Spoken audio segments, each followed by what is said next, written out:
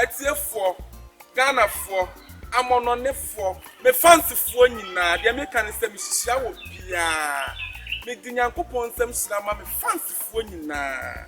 The empesa me kyerɛ wo say, Nana Yabo ani, international Nana, aka Erade on Keb.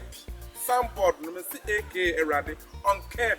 My country was a TV station where YouTube abontense no. Baby a wo bobo awura wa hu Nana Yabo a wo no. Na wo honkonkon ye den. Enipo. Otima se, Nana Yabo aminie. Masa ba ha. Aha pese me kyerɛ say, wo fra adwuma ba na wa bre.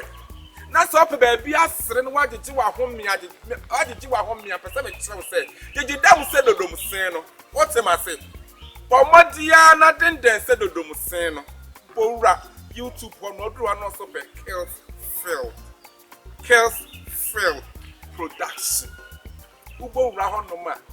Jesse, yet it's Kwala and Kwala Amamre. The opposite Akuranians and India was all the old starting in free piano or back Kills Field Production.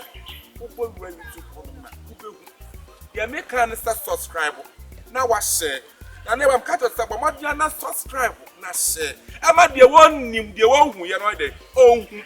No no so subscribe no so share na chere say and trend e wo baby. Ade me kan see yetetem kura, ye kire nkura nim die ni nyansam.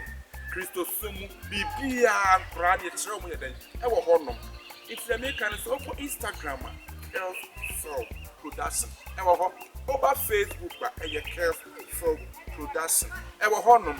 But modia na keep na watch. Me say keep watching Kills Production. Share, subscribe, na share. The American say, be there, be there.